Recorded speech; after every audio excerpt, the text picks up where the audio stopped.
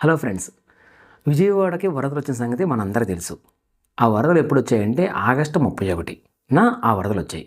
అంటే నేడు సెప్టెంబర్ 18 అంటే దాదాపుగా ఆ వరదలొచ్చి 20 రోజులవుతుంది. అదే ఇన్ని రోజుల తర్వాత కూడా అక్కడ కొన్ని ఏరియాల్లో పరిస్థితుల్లో మార్పు రాలేదంటూ కొన్ని మీడియాలో అయితే కథనాలొస్తున్నాయి. అసలు నిజంగానే అక్కడ పరిస్థితుల్లో మార్పు రాలేదా? లేకపోతే మీడియాలో ఏమన్నా వస్తున్న కథనాలకి ఏమన్నా ఆధారాలున్నాయా? లేవా? అయితే ప్రభుత్వాలు చెప్పినట్టు అన్నీ క్లీన్ చేసాం, అంతా అయిపోయింది అన్నట్టు చెప్తున్నట్టు ప్రభుత్వాలు ఏవైతే చెప్తున్నాయో అవి నిజమా? కాదా? అన్నీ కూడా ఈ వీడియోలో వివరంగా తెలుసుకుందాం. వీడియోని చివరి వరకు చూడండి. అలాగే వీడియోని లైక్ చేయండి. అలాగే మన ఛానల్ సబ్స్క్రైబ్ చేసుకోండి. ఇంకెందుకు late, let's get into this video.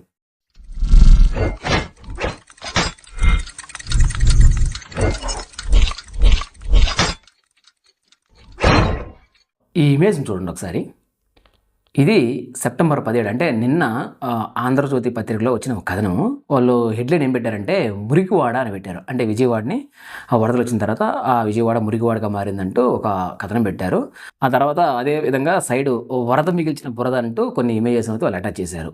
అంటే విజయవాడకి వరద వచ్చి దాదాపుగా 2 వారాలు, అంటే ఇప్పుడు 20 రోజులు అవుతుంది అప్రాక్సిమేట్లీ. అంటే 2 వారాలు అయినా కూడా అక్కడ పరిస్థితుల్లో మార్పు రాలేదంటూ వాళ్ళు ఒక కథనాన్ని ప్రచురించారు. ఆ కథనంలో వాళ్ళు చాలా పెట్టారు. వరద మిగిల్చిన బురద అంటే మురికివాడంటూ, ఇంకా దుర్వాసన వస్తుందంటూ, రోడ్లు క్లీన్గా లేవు, ఇళ్లల్లో కూడా అలాగే ఆ వరదకు సంబంధించిన ఏవైతే డస్ట్ కానీ ఆ వరద సంబంధించిన బురద ఏదైతే అట్లాగే మిగిలిపోయిందని, ఇంకా ఎవరు కూడా అత్యంత భరించలేని అంత వాసన వస్తుందంటూ కూడా వాళ్ళు ఆ కథనంలో ప్రచురించారు. ఇంతకుముందు నేను ఒక వీడియో చేశాను. అంటే విజయవాడలకి వరదలు రావడానికి కారణాలు ఏంటి, ఆ వరదలు వచ్చినప్పుడు జరిగిన ఆస్తి ప్రాణ నష్టం ఎంత అని మన ఛానల్లో ఒక వీడియో చేశాము.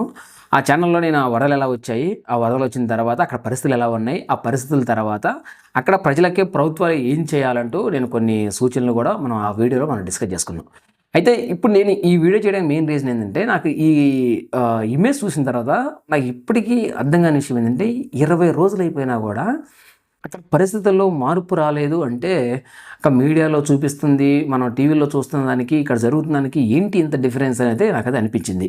ప్రభుత్వం చెబుతుంది, ప్రభుత్వం చేస్తుంది, లేదా ఇక్కడ జరుగుతుంది ఏదో కొంచెం డిఫరెంట్గా అనిపిస్తుంది. ఎందుకంటే ప్రభుత్వాలు ఇంతకుముందు ప్రభుత్వం వరదలు వచ్చినప్పుడు ఫైర్ ఇంజిన్లు పెట్టి లేదంటే సిబ్బందిని పెట్టి మేమంతా క్లీన్ చేసామని ఒక పక్క చెబుతున్నారు. ఇదే విధంగా మరో పక్క ఆంధ్రజ్యోతి లాంటి పత్రికల్లో అయితే మాత్రం అక్కడ మురికి క్లీన్ అవ్వలేదు, ఇప్పటికీ కూడా దుర్వాసన వస్తుంది, కాలనీల్లో ఉండే పరిస్థితి లేదు, సివియర్గా ఎఫెక్ట్ అయిన ఏ అయితే ఏరియాలు ఉన్నా ఆ ఏరియాల్లో ఇప్పటికీ కూడా పరిస్థితులు మారలేదు.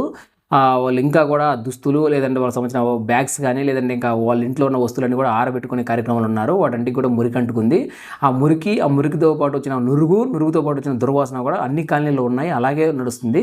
2 వారాలైనా సరే ఆ కాలనీల్లో పరిస్థితులు మార్పు రాలేదంటూ ఒక పక్క ఆంధ్రజ్యోతి లాంటి పత్రికల్లో మీడియాల కథనాలు వస్తుంటే, మరో పక్క ప్రభుత్వం మాత్రం మేము ఫైర్ ఇంజిన్లు పెట్టాము, కొన్ని డ్రోన్ టెక్నాలజీ వాడాము, అన్నీ క్లీన్ చేశామని మరో పక్క చెబుతున్నారు. సో ఇదంతా ఒక ఎత్తు. అయితే ఇంకొక కథనం కూడా నేను చూశాను. అది నాకు చూసినప్పుడు చాలా బాధేసింది. ఎందుకంటే ఒక కథనంలో ఏం రాశారంటే, ఎవరైతే ఈ వరద వల్ల నష్టపోయారో, వరద వల్ల ఎవరైతే ఆర్థికంగా చితికిపోయారో వాళ్ళందరికీ కూడా నిన్న ఆంధ్రప్రదేశ్ గవర్నమెంట్ తరపు నుంచి విద్యుత్ శాఖ వాళ్ళు కొన్ని బిల్లులు అయితే ఇష్యూ చేశారంట. అంటే దాదాపుగా 70,000 కుటుంబాలకి వాళ్ళు బిల్లులు అయితే కట్టాలని చెప్పేసి వాళ్ళు ఆ బిల్లు అయితే వాళ్ళకి పంపడం జరిగిందంట. ఆ బిల్లులో వాళ్ళు చెప్తున్న ఆ బాధిత కుటుంబాలు ఎవరైతే ఉన్నారో వాళ్ళు చెప్తున్న మాట ఏంటంటే, ఆ బిల్లులో ఆ సంవత్సరంలో యావరేజ్గా ఏ మంత్ అయితే హైయెస్ట్ వచ్చిందో ఆ హైయెస్ట్ ప్రకారం వాళ్ళకైతే బిల్లులు ఇష్యూ చేశారంట. అంటే వాళ్ళు విద్యుత్ శాఖ వాళ్ళు దానికి ఏం చెప్పారంటే, వరదల వల్ల చాలా మీటర్స్ చెడిపోయాయి, మేము రీడింగ్ తీయలేకపోతున్నాం, అందుకని ఆ సంవత్సరం మొత్తంలో ఏ మంత్ అయితే హైయెస్ట్ వచ్చిందో ఆ హైయెస్ట్ని మాత్రమే మేము కన్సిడర్ చేసి మేము బిల్లులు ఇష్యూ చేసాము. కాకపోతే అక్టోబర్ కానీ లేదంటే నవంబర్లో కానీ ఒకసారి మళ్ళీ మేము రీవెరిఫై చేసుకొని వాళ్ళు ఏదైతే ఎక్సెస్ అమౌంట్ కట్టారో దాన్ని వెనక్కి ఇవ్వడం కానీ లేదంటే వచ్చే అప్కమింగ్ మంత్స్లో మేము ఆ బిల్లుని అడ్జస్ట్ చేస్తామని చెప్పారు. అయితే ఇంతకుముందు మనం వీడియోలో చెప్పాం, ఈ వరద వచ్చినప్పుడు ఫుడ్ ప్యాకెట్స్ పంచామనో లేకపోతే ఏమంటారు దాన్ని వాటర్ బాటిల్స్ ఇచ్చామనో పాల ప్యాకెట్లు ఇచ్చామనో ఇవన్నీ కూడా టెంపరరీ సొల్యూషన్స్.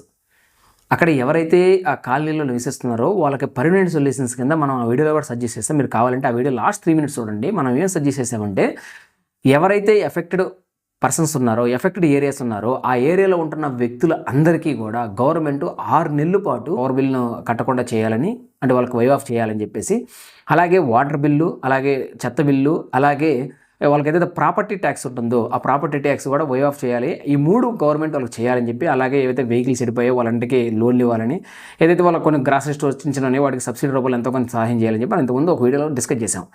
అయితే ఇప్పుడు వాటన్నిటికీ భిన్నంగా వ్యతిరేకంగా ఎప్పుడైతే ఈ విద్యుత్ శాఖ వాళ్ళు వచ్చి వాళ్ళు బిల్లులు పెట్టారో వాళ్ళంతా లబోదిబ్బమంటున్నారు. అంటే కష్టకాలం అనేది కొంతమందికి కొన్ని రోజులు ఉంటుందండి. అంటే ఆ కష్టకాలంలో కూడా మనం ఆదుకోకపోతే వాళ్ళ పరిస్థితి ఎలా ఉంటుందో మీరు ఒకసారి ఊహించుకోండి. మూలిగే నక్క మీద తాటికాయ పడ్డట్టు వాళ్ళేదో పాపం వరదల్లో సర్వం కోల్పోయి ఆర్తనాదాలు చేస్తూ వాళ్ళు ఏదో ప్రభుత్వ సాయం కోసం వేచి చూస్తున్న ఈ టైంలో ఈ విద్యుత్ శాఖలో వెళ్ళి వాళ్ళకి చేతులు బిల్లులు పెట్టి మీరు బిల్లు కట్టాల్సిందే అంటే వాళ్ళ పరిస్థితి ఏంటో ఒకసారి ఆలోచించండి. ప్రభుత్వాలు ఉంది ప్రజల కోసమే. ప్రభుత్వం కొన్ని వందల లక్షల కోట్లు ఖర్చు చేస్తుంది. ఎవరి కోసం? ప్రజల సంక్షేమం కోసం. ఆ ప్రజల సంక్షేమం కోసం ఖర్చు పెట్టే గవర్నమెంటు ఇలాంటి వరదలు వచ్చినా ఎవరైతే విక్టిమ్స్ ఉన్నారో వాళ్ళు ఆదుకోకపోతే ఇంకెవరు ఆదుకుంటారు? సరే, అలా అంటే ప్రభుత్వం సాయం చేస్తుంది. నిన్నే కూడా వాళ్ళు అనౌన్స్ చేశారు, ప్రతి కుటుంబానికి 25,000 ఇస్తామన్నట్టుగా వాళ్ళు అనౌన్స్ చేశారు. అలాగే ఎవరైతే ఫస్ట్ ఫ్లోర్ సెకండ్ ఫ్లోర్లో ఉండి వాళ్ళు ఎవరైతే కొలాప్స్ అయ్యారో, వాళ్ళు కోల్పోయారో, కొన్ని థింగ్స్ ఉన్నాయో అంటే వస్తువులు ఏవైతే కోల్పోయారో వాళ్ళు కూడా 10,000 ఇస్తామని చెప్పి మంచి పరిణామం, తప్పలేదు. ప్రభుత్వాలు ఉంది ప్రజల కోసమే కాబట్టి ఆ సాయం చేయడం తప్పలేదు. దానితో పాటు ఏదైతే ఆ కాలనీలో పేరుకుపోయిన మురికి, ఆ మురికి నుండి వచ్చిన నురుగు, ఆ నురుగు నుండి వచ్చిన ఏదైతే వ్యర్థాలు ఉన్నాయో వాటిని తీసే బాధ్యత కూడా ప్రభుత్వం తీసుకోవాలి. ఎందుకంటే చిన్న విషయం కాదు, ఒక ఇల్లు క్లీన్ చేసే బాధ్యత కాదు ఇది. కొన్ని వందల కాలనీలు అక్కడ ఉన్నాయి, కొన్ని వందల లక్షల మంది అక్కడ నివసిస్తున్నారు. అవన్నీ క్లీన్ చేయాల్సింటే అది ఎవరెవరు క్లీన్ చేసుకుంటే అయ్యే పని కాదు, అది గవర్నమెంటే దగ్గరుండి క్లీన్ చేయాల్సిన బాధ్యత వాళ్ళకు ఉంది. ఇంకా రాజకీయాలు అంటారా, అన్ని పార్టీలు రాజకీయాలు చేస్తున్నాయి. ఆ రాజకీయాల మధ్య ప్రజలనైతే గాలికి వదిలేశారు. ఒక 10 రోజులు వారం రోజుల పాటు ఆ బోట్ ఏదో ప్రకాశం బ్యారేజ్ అడ్డుకుందని చెప్పి దాని మీద కొంత రాజకీయం నడిచింది. ఆ తర్వాత ఈ బాధిత కుటుంబాలు ఏదైతే వరద బాధిత కుటుంబాలు ఉన్నాయో వాళ్ళకి సహాయం చేసే దగ్గర కొంత రాజకీయం నడిచింది. సరే, ఇంకా రాజకీయాలు అంటావా, ఆంధ్రప్రదేశ్ ఆ రాజకీయాలు అనేవి అవిరాభావ సంబంధం. మనము అది వరద వచ్చినా సరే, లేదా రేపు జరిగినా సరే, హత్యలు జరిగినా సరే దాన్ని వెనుకోతే రాజకీయాలు జరుగుతూనే ఉంటాయి. సో మంచి పరిణామం ఏంటంటే ఒక పక్క గవర్నమెంట్ ఎవరైతే వరద బాధితులు ఉన్నారో కొంతవరకు వాళ్ళకి సహాయం చేస్తామని ముందుకు వచ్చారు. అదేవిధంగా ప్రతిపక్ష పార్టీ ఉందో వాళ్ళు కూడా దాదాపు 50,000 కుటుంబాలకి దాదాపు 2 కోట్ల వరకు ఖర్చు చేసే విధంగా వాళ్ళు కూడా నిన్నటి నుంచి కూడా ఏవైతే వాళ్ళు ఫుడ్ ప్యాకేజెస్ ఉన్నాయో వాటిని అయితే డిస్ట్రిబ్యూట్ చేస్తున్నారు. సో ఇది మంచి పరిణామం.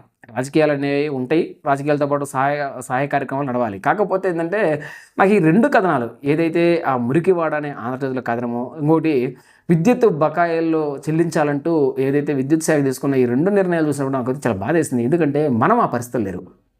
నేను చెప్పాలంటే నా కుటుంబ సభ్యులు కూడా అక్కడ ఎవరు లేరు. కాబట్టి నాకు తెలిసిన ఫ్రెండ్స్ చాలామంది అక్కడ ఈ వరదకి ఇంపాక్ట్ అయ్యి ఈ వరదకి ఎఫెక్ట్ అయిన ఏరియాలో ఉంటున్నారు.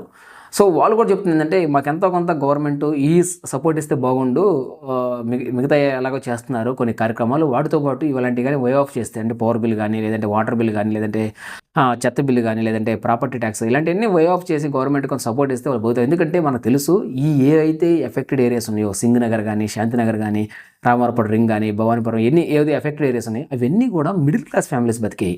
ఇంతకుముందు మన వీడియో క్లియర్గా చెప్పాం. ఆ మిడిల్ క్లాసే వాళ్ళే ఆ విజయవాడకి ఎకానమీ, ఆ విజయవాడకి బ్యాక్ బోన్, ఆ కాలనీలో నివసించే వాళ్ళే. సో అలాంటి వాళ్ళకి మనం సపోర్ట్ చేసి వాళ్ళని కానీ పైకి తీసుకొస్తే బాగుండదు. ఆ దిశగా ప్రభుత్వం కూడా చర్యలు తీసుకుంటే బాగుంటుందని నా ఆలోచన. చాలామంది ప్రభుత్వ అధినేతలు కానీ, ప్రభుత్వానికి సంబంధించిన కొంతమంది వ్యక్తులు అంటారు ప్రభుత్వం నాకు డబ్బులు లేవు అందుకే సహాయం చేయలేకపోతున్నారు. ఒకటి గుర్తుపెట్టుకోండి, ప్రభుత్వాలు ఉంటే ప్రజల కోసం. ప్రజలు చెల్లించిన ట్యాక్సుల ద్వారా, ప్రజలు చెల్లించిన ఏదైతే పన్నులు ఉంటాయి వాటి ద్వారా ప్రభుత్వం డబ్బులు వస్తాయి.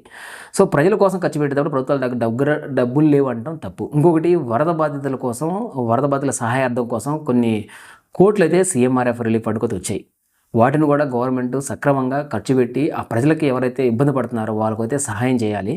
ఎందుకంటే ప్రభుత్వాలు ఎప్పుడు కూడా ప్రజల కోసమే పనిచేస్తాయి కాబట్టి ఇలాంటి సీఎంఆర్ఎఫ్ ఫండ్ కూడా కొంత పెద్ద స్థాయిలో విరాళం వచ్చింది కాబట్టి ఆ విరాళాలను కూడా వాళ్ళు సద్వినియోగం చేసుకొని అది కరెక్ట్గా బాధిత కుటుంబాలకు రీచ్ అయ్యే విధంగా గవర్నమెంట్ కూడా ఆలోచించాలి. ఇంకా రాజకీయాలు అంటే ఇవన్నీ పక్కన పెట్టేసి ప్రభుత్వం ఏవైతే ఆ ఇంపాక్టెడ్ ఏరియాస్ ఉన్నాయో వాటిని కొంచెం క్లీన్గా మానిటర్ చేసి వాళ్ళకి కానీ సహాయం చేస్తే వాళ్ళని ఖచ్చితంగా ఆ వరద మిగిలిచిన ఏదైతే విషాదం నుండి కొంత బయటపడడానికి కొంత అవకాశం అయితే ఉంటుంది. అలా కాకుండా వాళ్ళని వదిలేస్తే వాళ్ళ బాధలు, వాళ్ళ కన్నీళ్ళు తేల్చడానికి ఇంకెవరు ఉండరు. సో ఆ విధంగా ప్రభుత్వం ఆలోచించాలని అనుకుంటున్నాను. చూసారు కదా ఈ వీడియోని. 20 రోజుల తర్వాత కూడా వాళ్ళ పరిస్థితుల్లో మార్పు రావడానికి కారణాలు ఏంటి అనుకుంటున్నారు? నిజంగానే వాళ్ళకి ప్రభుత్వం ఏం చేస్తే బాగుంటుందో కూడా మీరు కింద కామెంట్ రూపంలో అయితే తెలియపరచండి.